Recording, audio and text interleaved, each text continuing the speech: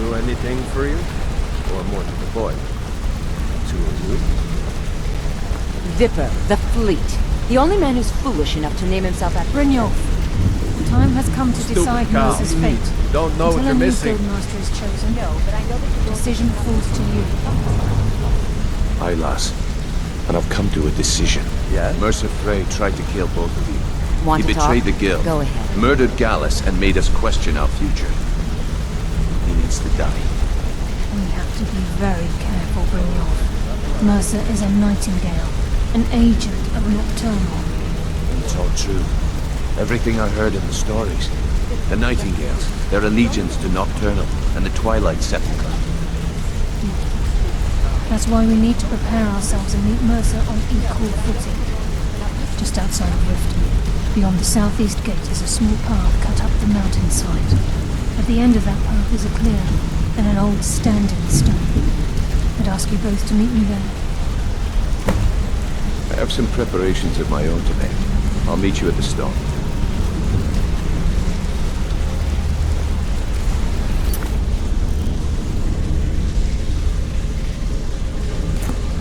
I'm preparing to leave for the standing stone. What is it? I'm preparing to leave for the standing stone. What is it?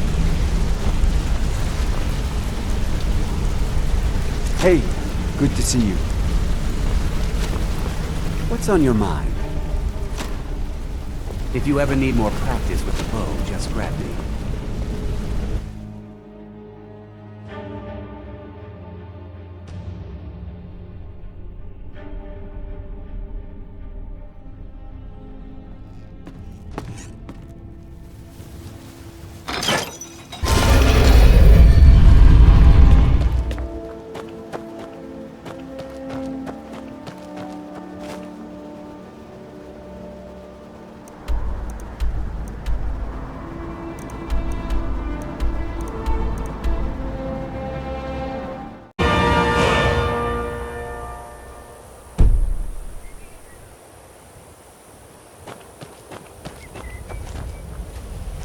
I'm glad you're here.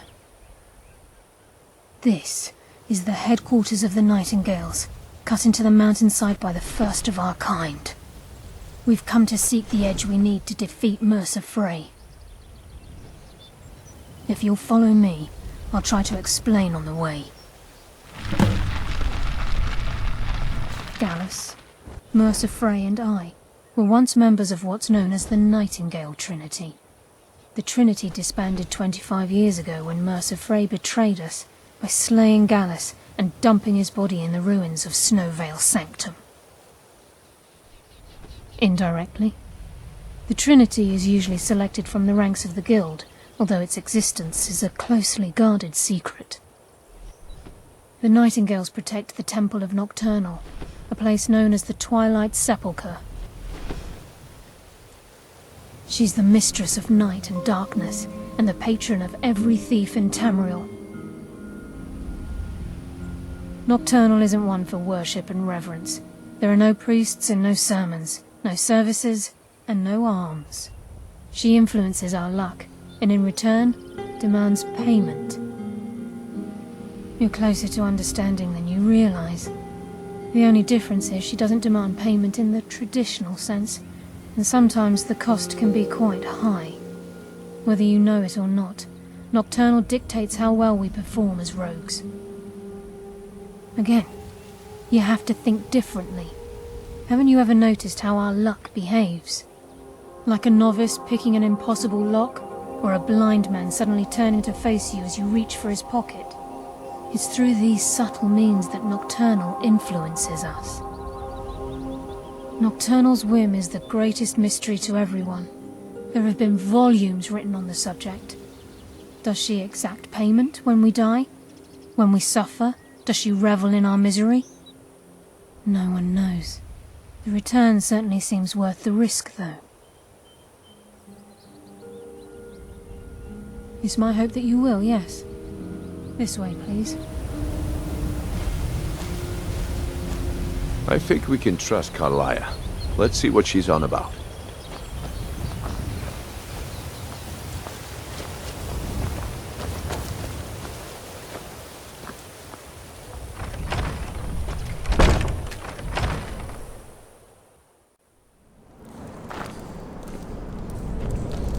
So this is Nightingale Hall. I heard about this place when I joined the guild, but I never believed it existed. The assumption that the Nightingales were just a myth was seeded within the guild on purpose. It helped divert attention from our true nature.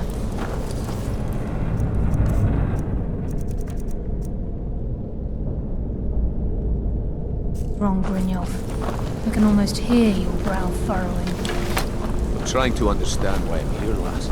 I'm no priest, and I'm certainly not religious. Why pick me? This isn't about religion, Brynjolf. It's business.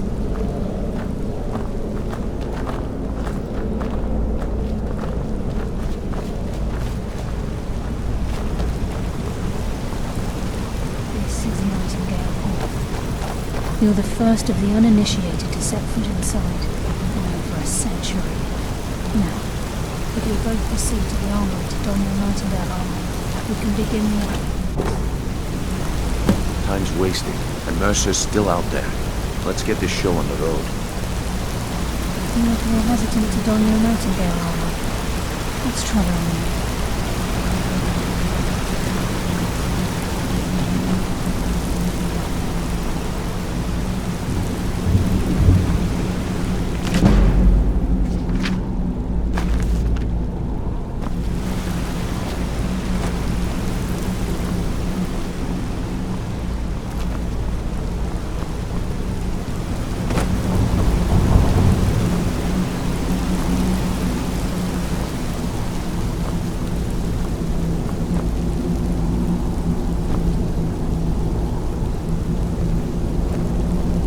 Time's wasting, and Mercer's still out there. Let's get this show on the road.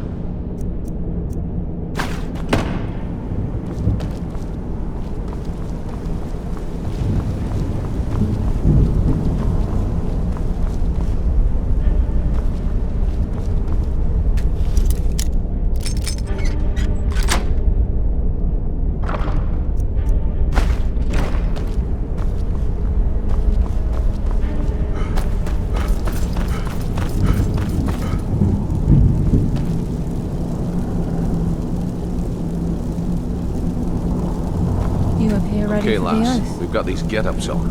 Now what? Beyond this gate is the first step in becoming a Nightingale. Whoa there, lass. I appreciate the armor, but becoming a Nightingale? That was never discussed. To hold any hope of defeating Mercer, we must have Nocturnal at our backs. If she's to accept you as one of her own, an arrangement must be struck. What sort of arrangement? I need to know the terms. The terms are quite simple, Brynjolf. Nocturnal will allow you to become a Nightingale and use your abilities for whatever you wish.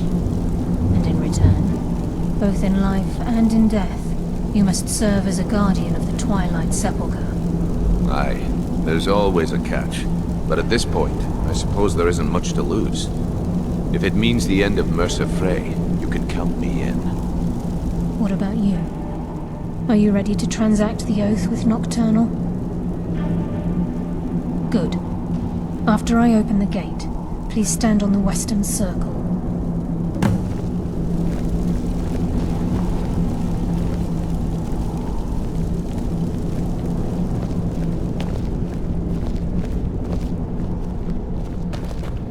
I think we should trust the lass and take the deal.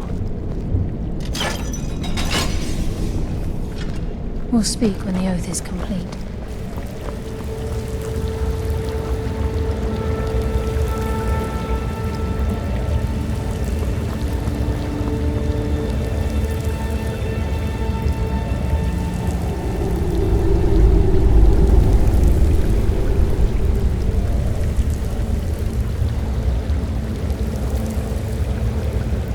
I call upon you, Lady Nocturnal, Queen of Murk, and Empress of Shadow. Hear my voice. Ah, Carlia. I was wondering when I'd hear from you again. Lose something, did we? My lady, I've come before you to throw myself upon your mercy and to accept responsibility for my failure. You're already mine, Carlia. Your terms were struck long ago. What could you possibly offer me now?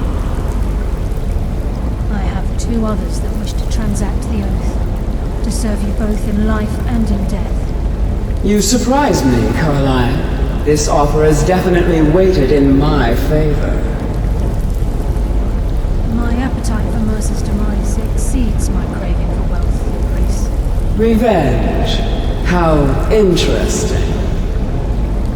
Very well. The conditions are acceptable. You may proceed.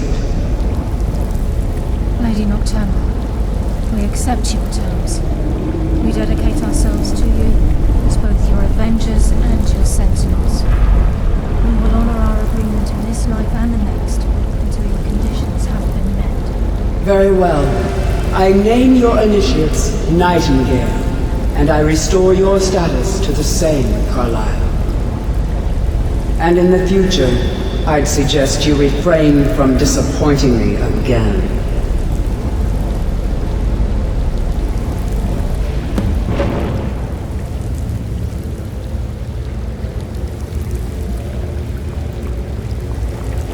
Now that you've transacted the oath, it's time to reveal the final piece of the puzzle to you.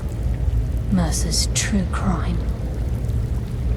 Mercer was able to unlock the Guild's vault without two keys because of what he stole from the Twilight Sepulchre, the skeleton key. By doing this, he's compromised our ties to Nocturnal and, in essence, caused our luck to run dry. Well, yes, but the key isn't only restricted to physical barriers. All of us possess untapped abilities, the potential to wield great power securely sealed within our minds. Once you realize the key can access these traits, potential becomes limitless. Although it would benefit the Guild more than you can imagine, in the end it would do more harm than good. If the key isn't returned to its lock in the Twilight Sepulchre, things will never be the same for the Guild. As time passed, our luck would diminish to the point of non-existence, and whether you know it or not, our uncanny luck defines our trade. Very true. In our line of work, it's quite rare we set out to return a stolen item to its rightful owner. Before we depart, Brynjolf has some business to discuss. I suggest you listen to him. Listen, lad. There's one last piece of business we need to settle before we go after Mercer. The leadership of the Guild. Until next we meet, lad. Listen, lad. There's one last piece of business we need to settle before we go after Mercer. The leadership of the Guild. Carlia and I had a long discussion before you arrived here. Thanks to your efforts, Mercer's treachery has been exposed. After we deal with him, all that remains is restoring the Guild to its full strength. As a result, we both feel that you have the potential of replacing Mercer as leader of the Thieves' Guild. I've been at this game a long time, my friend. A long time. I've stolen trinkets from nobles and framed priests for murder. I'm good at what I do, maybe even one of the best, but it's all I know. I've never been one to lead. Never desired it, never cared for it. Don't want it.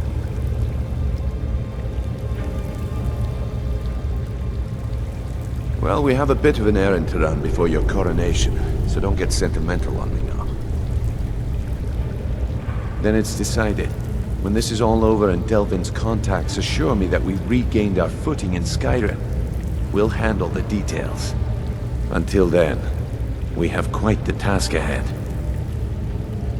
I've been poring over the plans you brought us, and I'm convinced the eyes of the Falmer are in the dwarven ruins at Erkenthand.